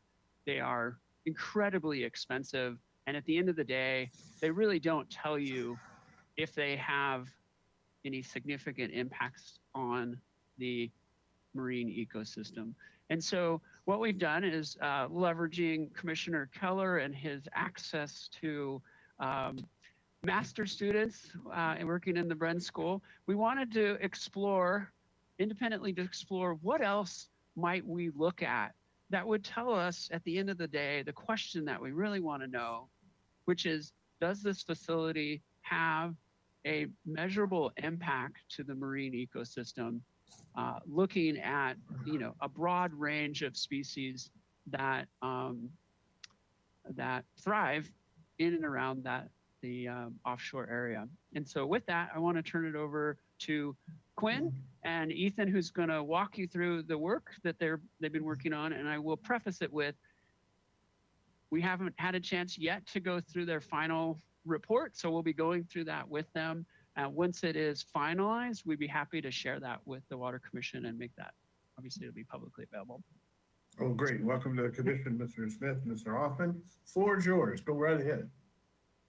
All right, well, good morning, commissioners, Mr. Hagmark, city staff, other participants today. So I'm Quinn Smith with my colleague Ethan Hoffman, and we had the great opportunity to work on this internship over summer to provide guidance on an ecological impact assessment of desalination operations at the Charles E. Meyer Desalination Facility in Santa Barbara. Next slide, please. So just to provide a little bit of background, as many of you may know, the desalination plant began operations in 1992 after a period of stage 3 drought conditions, and then was put into standby mode after seasonally high rains replenished the city's water supply. In 1994, the Santa Barbara's long-term water supply plan, EIR, was approved, and the plant was certified as a permanent facility.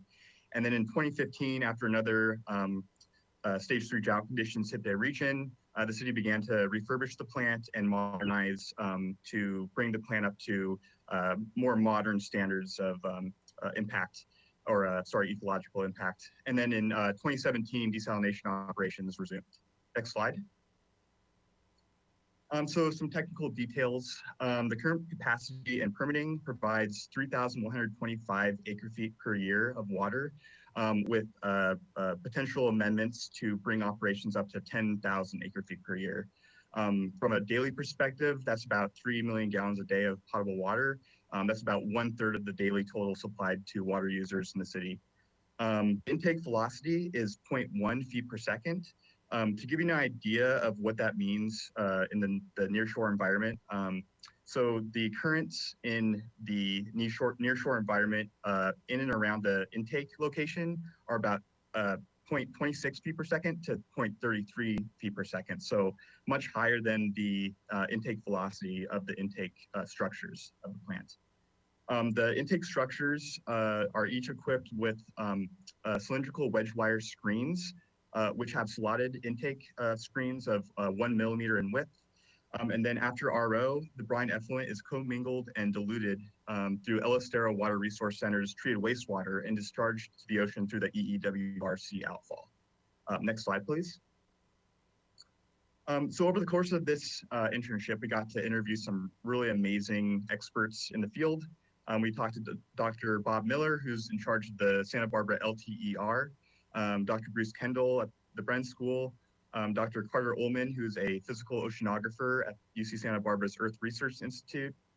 Dan Reed, UC Santa Barbara Marine Science Institute, is very involved in the San Onofre Nuclear Generating Station Mitigation Monitoring Program. We really relied on a lot of expertise and advice from Eric Miller, who's the principal scientist and owner of Miller Marine Science and Consulting. We talked to John Steinbeck, principal scientist at Tenera Environmental, and Dr. Karen McLaughlin, who is a coordinator for the Southern California Bight Regional Monitoring Program, run by Southern California Coastal Water Research Project, or SWIRP. Next slide.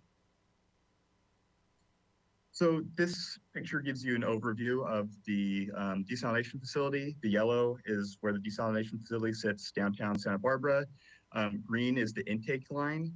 I don't know if you can see those intake structures are labeled A and B. They sit in about 10 meters of water, about 2,500 meters off, or 2,500 feet offshore of East Beach in Santa Barbara. And the red is the outfall line. Next slide. All right, so throughout this project, we looked at several different potential impacts of the desalination plant. And so the first two that we looked at, entrainment and impingement, are related to the plant's intake systems. And the discharge-related impacts are from the outfall systems. So entrainment occurs when very small organisms are drawn into an intake system and pass through several filtration and treatment stages. And in this case, for the City of Santa Barbara desalination plant, those filtration and treatment stages would be the reverse osmosis system. And also, we assume that 100% of marine organisms that are entrained are killed by this process. And then for impingement, that's where larger organisms are entrapped against larger screens due to the flow of water entering the intake system. In this case, this means that the intake velocity is greater than the velocity it would take for that fish to escape from the screen. And then for discharge-related impacts, there are several of them, and we're going to list a couple, where one of them is that the Rhine effluent could increase the salinity of the water directly surrounding the outfall system. And there's also shearing-related mortality due to a high velocity flow and turbulence as water leaves the outflow system and enters the body of water. Next slide, please. And so for the impact assessment, we studied several different California environmental laws to look at what they say about desalination plants and facilities. So in the 2019 California Ocean Plan, we determined that the Santa Barbara desalination plant falls under Chapter 3.m's definition of an existing facility. This is because it has an approved NPDES permit for the El Acero Water Resource Center's commingled effluent, as we mentioned previously, and the plant was constructed before January 20th, 2016. We also looked at California Water Code section 13142.5b from the State Water Resources Control Board, which states that for each new or expanded coastal power plant or other industrial installation, the best available site, design, technology, and mitigation measures feasible shall be used to minimize the intake and mortality of all forms of marine life. Under this definition, the Santa Barbara desalination plant does not need this Water Code section 13142.5b determination. This is because for newer expanded facilities, a lot of California regulations deal with the intake systems. However, since the City of Santa Barbara's desalination plant is an existing facility, it does not need to follow all of the regulations because of its status. Next slide, please. And so throughout this process, we looked through several different monitoring approaches to determine different ways to assess the impacts, potential impacts of the desalination plant on marine life in the Santa Barbara Channel. So we found 6 approaches in total. However, several of these approaches can't be directly applied to this desalination plant because of several reasons. Some of them include like knowledge gaps about species life history, or in addition, for several of these models, they have a lot of specific assumptions that need to be met, but there's uncertainty around those assumptions. And because of that, that would extremely hamper the effectiveness of those models. So the first monitoring approach one of the first monitoring approaches we looked at was adult equivalent loss. And adult equivalent loss estimates the number of entrained organisms that would have survived to adult recruitment age had they not been entrained or impinged in the intake system. And we also looked at fecundity hindcasting, which estimates the number of mature females that could produce offspring that's equal to the number of individuals lost to entrainment and or impingement. We also looked at environmental DNA, which processes environmental samples that determine the presence and abundance of organisms in an overall ecosystem. And this is one of the newer approaches that we've found. Next slide, please. And then we also looked at area production foregone. This calculates the area that's required to replace the number of larvae that are removed from a population due to entrainment-related effects. There's also the empirical transport model, which calculates the proportion of entrained organisms to the at-risk organisms across a source water spatial extent. Next slide, please. And then one of the other approaches that we looked at was a regional monitoring program. This implements standardized study methodologies to assess the anthropogenic impacts on the health of interconnected ecosystems. And as we previously mentioned, the Southern California Bight Regional Monitoring Program is an interagency program that uses field data to monitor the condition of aquatic ecosystems and informs management decisions that affect the ecosystem integrity of the entire bight. And as we also mentioned, the Southern California Coastal Water Research Project, SWIRP, runs this program. And there are several Southern California bight monitoring stations that are in the Santa Barbara Channel and contribute to the overall bight monitoring program. Next slide, please. Yeah, so we recommend that the city use previous Southern California Bight Regional Monitoring Program survey stations near the intake and outfall and conduct a continuous and independent demersal fish trawl monitoring program for 5 years. 5 years to establish natural short-term variability versus impact from the plant. So the advantages of this is that it offers a discrete method of assessing impact without opening Pandora's box of potential action from regulatory agencies. Caveats include that trawling is used to measure abundance of bottom-dwelling fish species such as halibut, sand dab, and sole, and potentially misses other impacted pelagic species of fish. Although we believe that this provides a very good overview of impact, and if an impact is detected, then a more extensive program could be implemented, such as a ETM or APF approach, as required by Ocean Plan regulations for new or expanded facilities. Next slide, please. I have a question, if I could, before you go to the next slide. Yeah. Do you really think you would see an impact from doing that type of a survey? So this program has been conducted for the last 20 or so years, and there's 5-year data since the 90s that if you provide, if we look at past data, we could, potentially look at some of the fish abundance data and compare that to past surveys and determine if there is any kind of impact. And if there is something, then, further methods could be employed. But then you wouldn't know what's causing that impact. All you would be able to detect would be a change in abundance. Yeah, so talking to Eric Miller, that's why we're talking about a 5-year continuous program done through June through September of every year, and then compared to past surveys data to determine if there is an impact. And, of course, there would be some other caveats to that analysis, but if there was anything, then, again, further approaches could be implemented. And then why do you think that this approach would avoid potential action from regulatory agencies? Well, not 100% sure that it wouldn't, but I believe that it would, if there was an impact determined, it would trigger, further action, and then you would most likely have to employ further methodologies. Okay. Thank you. Commissioner Cooney, Lindsay.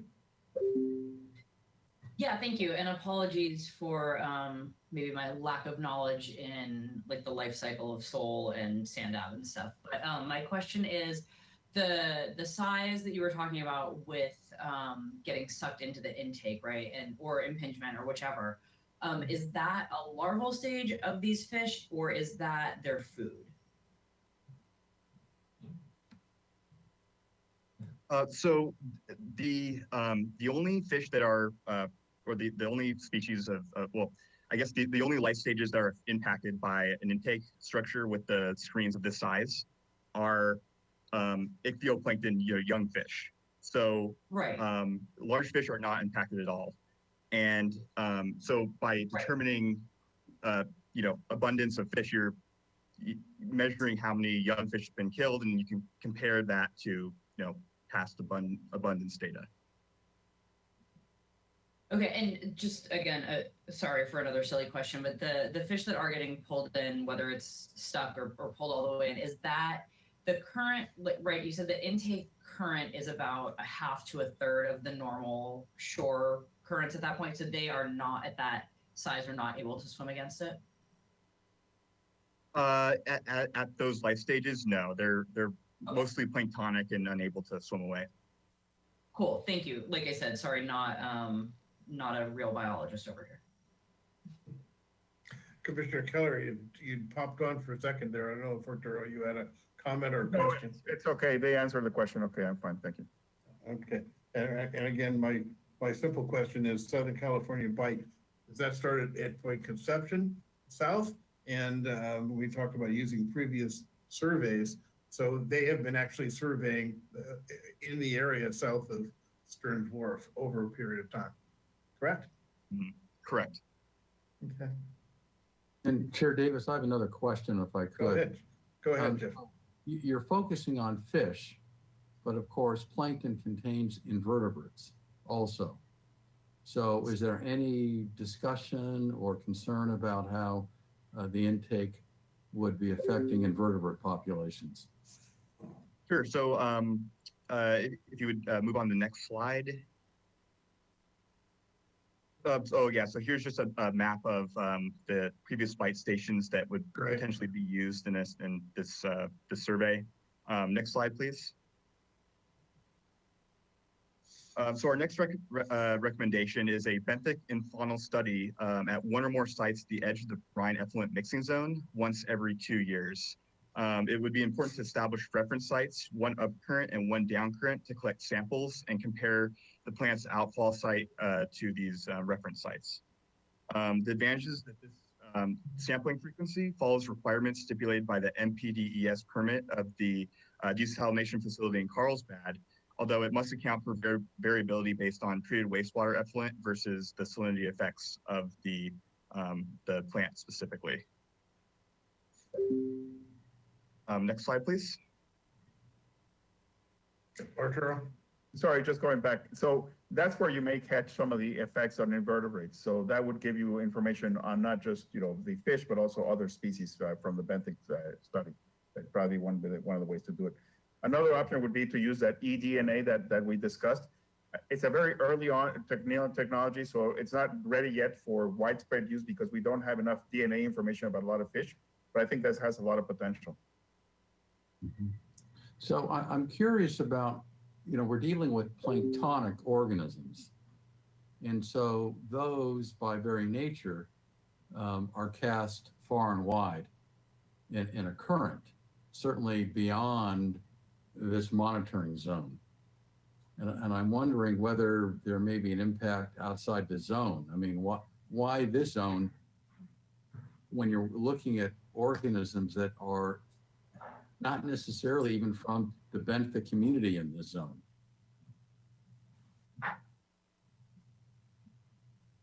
Yeah, well, that might be beyond some of the scope. This was, we worked on this over summer, and there's a lot more. We really discovered more questions as we were moving on to, through this process. And so, these are all really good questions, and we also provide in our guidance a lot of room or a lot of uncertainties, from our very kind of overview analysis of the various approaches and techniques for impact assessment. Right. I think the other thing to consider is that that's the idea of working with a group like SQUIRP, because they're monitoring not just the near location to the plant, but they monitor throughout the whole bite.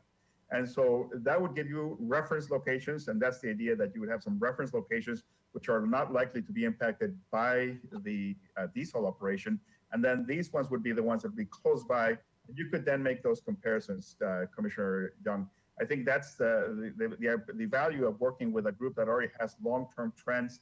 You could see, are there effects? Other things that we could look at would be fisheries, but of course those depend on fisheries data, but that depends a lot on effort for the fishermen and fisher people and other things that happen. So we talked to all these experts, and there was no this is the method to follow. I think we got a lot of, there are a lot of issues with every method that we have. There's promising methods that are coming up, and for example, this eDNA would let us know what kind of organisms are actually being trained. But it's still too early to say that's the method that really should be followed. No? All methods have their issues. See, I guess what concerns me is we're using a proxy. The real data is in what is being entrained and pinged. Mm-hmm. And we're avoiding looking at that. I don't know what the cost difference is between the studies that's being proposed versus doing an entrainment and impingement study. But that's my concern, using the proxy and not really looking at whether we are entraining much of anything. Maybe we're not. Right. We're going to look at the costs in a little bit, so we'll take a look at that. But I want to make sure we have time to go through all of that. Yeah. Okay. All right. Yeah. So oh, sorry. Yeah, I was going to say, please continue. We got about 15 more minutes, so just for your clock in your head. Go ahead. Sounds good. Thank you. So the basis of our recommendations, at the current operating capacity, The intake velocity, as mentioned previously, is only 0.1 feet per second, which is far below the 2019 California Ocean Plan's required velocity of 0.5 feet per second for new and expanded desalination facilities. As mentioned, the intake screen has 1 millimeter wide openings that are designed to reduce the risk of impingement. The brine byproduct is commingled with treated wastewater effluent from El Estero Water Resources Center to dilute and significantly reduce the salinity, which is also a best management practice and guideline presented by the California Ocean Plan. And then finally, modeling by Scott Jenkins in 2014 determined that under realistic operating conditions, the configuration and operation of the EEWRC outfall and diffusers provide a high degree of protection to the marine environment and achieve full compliance with the strictest possible discharge limits imposed by State Water Resources Control Board. Next slide, please. So get into costs. The Southern California bite sampling and analysis, that would cost somewhere between $15,000 and $20,000 per year. 2,000 to 4,000 of this would be per survey. Costs largely depend on the survey location and distance from shore.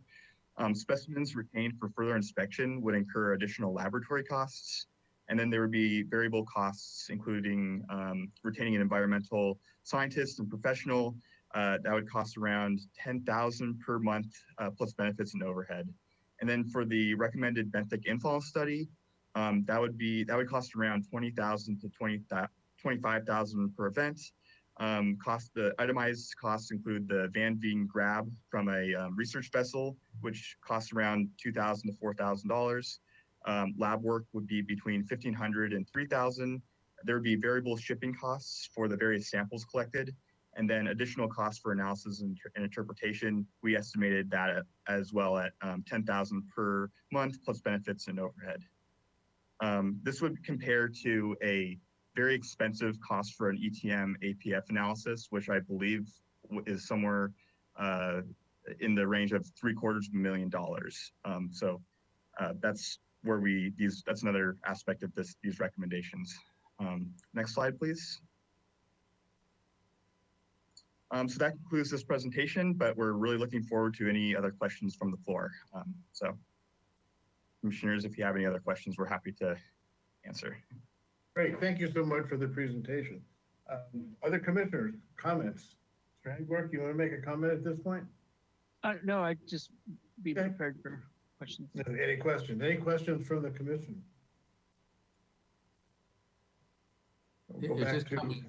Is this coming to a vote for something at some point, or what's happening here? Yeah, Arturo, you want to give some background as to what the work at Brent and what this is? Yeah, sure. So the idea is to first provide the recommendations to the city, to the Water Resources Division, and sort of share with the Water Commission and see where we go from there. The idea is to have an incremental approach. Right now, as we saw, the city's meeting all the requirements in terms of what's needed for the permit. So, and it's even doing the requirements that are for new and existing facilities. So meeting, for example, the size of the intake screens and also the velocity considerations in terms of discharge and all that. So it's within that, and there's no available evidence to see that there's any clear impacts. So the idea was to sort of do an incremental approach to think about how we go about this. I think it's an item that we could have a further discussion. I don't think we have any close to having a vote on this. I think we would have a discussion on this and see what do we want to do. We haven't really costed it out, but we know that those entrainment studies, the ETM, is about $1 million or more. So it's a lot more expensive. And I think it would be useful to have at least some background data to be able to understand what are the possible effects. Do we see effects? Do we see any significant dip in abundance? The other thing that in the report also shows is that this is not a prime habitat for a lot of species because it's a sandy bottom. And so there are other places where there are much better protected areas, and we have a number of marine protected areas in the Santa Barbara Channel. So there's a lot of things to consider. I think it would be good for us to sort of take a look at the information, review it, and then come back and maybe have some more conversations about that. I assume that we would basically refer the matter, let staff go back and see the final report, and maybe come back for further discussion at the commission at a later date. Jeff, you want to continue? Yeah, thank you. I would like to know more about why an entrainment study would cost $1 million. I'd like to see some kind of a breakdown of that. It just seems like a very high number. I question whether it needs to be done offshore, whether it can't be done onshore, intercepting the intake line as it comes up over the beach or, to the facility. I would appreciate seeing that discussion. Yeah, sure. And we can ask the experts to provide, for example, we could bring the experts that work on that, like Eric Miller and John Steinbeck, famous John Steinbeck. Actually, he's a family member of Mr. Steinbeck. But anyway, we could bring them on board to give us more explanation about that. From what I understand, they also need to model where the water is coming from. So you see the impact at the screen. So you could actually take just the samples from the screen and look at those. But then you also have to figure out where's the water coming from? What are the sources that are being impacted? How much water is actually being brought in? And we did the calculation that's in the report. The amount of water that the plant takes in compared to the amount of water that you have, even in the very near shore environment, is a small amount and really a minor, very, very minor amount. So again, that's where we would probably have to take a look at what it means to bring that amount of water in. But yeah, I mean, I think it'd be best for them to provide that because they're the ones that come up with the cost estimates. Yeah, as I said, I think we'll refer this to staff and come back. It's 11 o'clock now. Joshua, last comment on this item. Yeah, just you wanted to kind of close out with this is, we're not required by regulation to do this. So this is really more of a science-based analysis. We're really interested in gaining a better understanding about an existing plant, and I should say a small plant, because there's a lot of emerging science on this whole concept of, these huge desalination plants. You have these huge once-through cooling facilities, and the type and volume of water we're talking about here is really small. And so, can we measure that? And the other question, and I didn't get a chance to ask you this, Quinn, before. The other question that we had posed was, as part of the mitigation of this project, we had invested in the restoration of the Devereaux slope. And what was the value we got out of that, and how does it compare potentially to the impacts that we might see from this facility? And wanting to get some clarification. I don't know that we can answer that specifically without doing some more of this work in the base of science, in the case of science. That's why we're interested in this, not required to do this, but just interested in collecting the science and seeing where it takes us. Great. Well, we'll come back and have a further discussion on this in the future. Mr. Smith, Mr. Robin, thank you so much, both for the introduction to the question, and we'll have further conversations going forward. And Dr. Keller, thank you for also shepherding this through the process at Bren. And again, thank you. The resources at Bren to this community are just innumerable. It's another classic example. So thank you all for that. Okay. Thank you so much, commissioners. Very much appreciate it. Great. See you guys again. Okay, back to our regular agenda. We have one remaining item. That is the Water Resources Manager's Report. I just want to touch just quickly on this. I know we're running out of time. October is an interesting. We started our new water year. So what you're seeing before you here is the entire year of water production and how that fell out. So just pointing out to you, we will be back next month to do our comprehensive water supply discussion. We will also be next month talking about the wastewater system annual report and the special request. I've been talking with Ms. Kammeyer, Commissioner Kammeyer, about our water conservation efforts. What tools do we have in our book? What are in our toolbox? What are we using? How are we using that? Wanting to kind of create this base understanding, should we need to ask for additional conservation next spring or this coming spring, kind of providing that base understanding of where we are today and what tools we have. So wanting to touch on that next month. I just wanted to, let's see, was there anything else in there? No, I guess if there's any questions, I take any questions on the report. I know we got that sent out. If there was any any slides we wanted us to go over in particular. Great, Commissioner Campbell, Cora.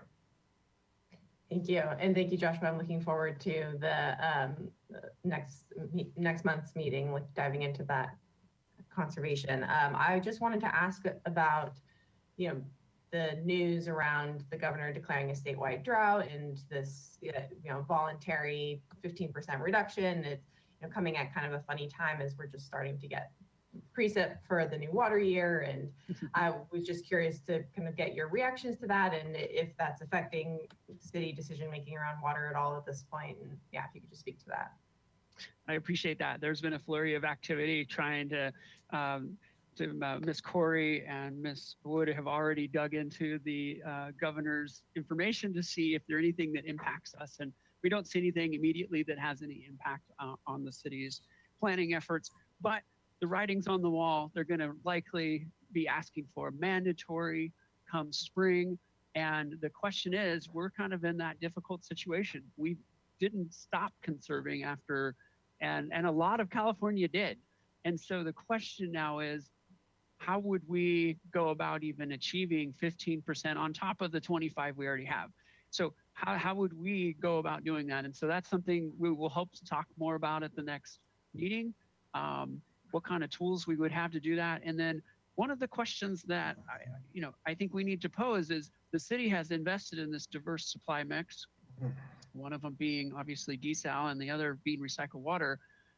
Should that we be asking our customers to conserve based on those supplies? There's a good healthy discussion to say, yeah, we should have 15% conservation based on if you remove those two supplies from our mix, which leaves us with a community that uses 7,000 acre feet of rain variable supply, we need to hit 15% of that. I know there's a good healthy conversation about what is appropriate as we develop potable reuse in the future.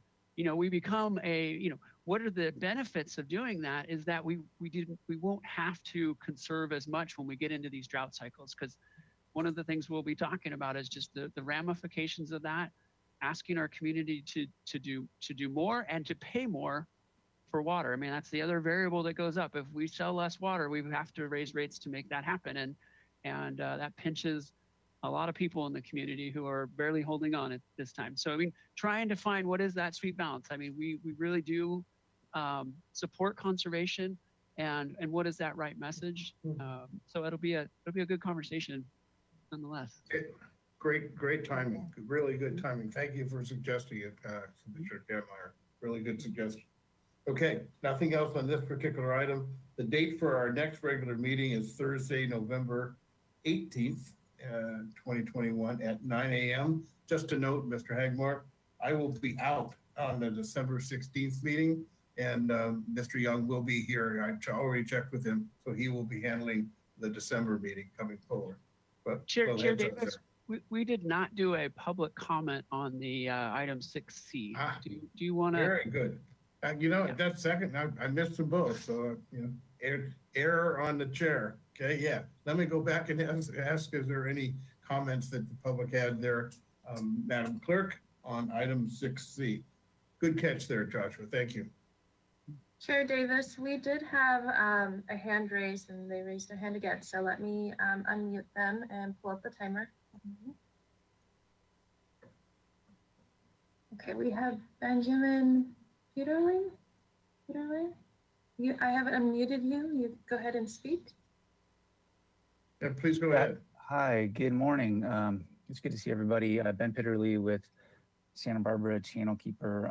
Just a really quick comment. I found the presentation on the desal evaluation possibilities very informative, and just wanted to express thanks to everybody who was involved.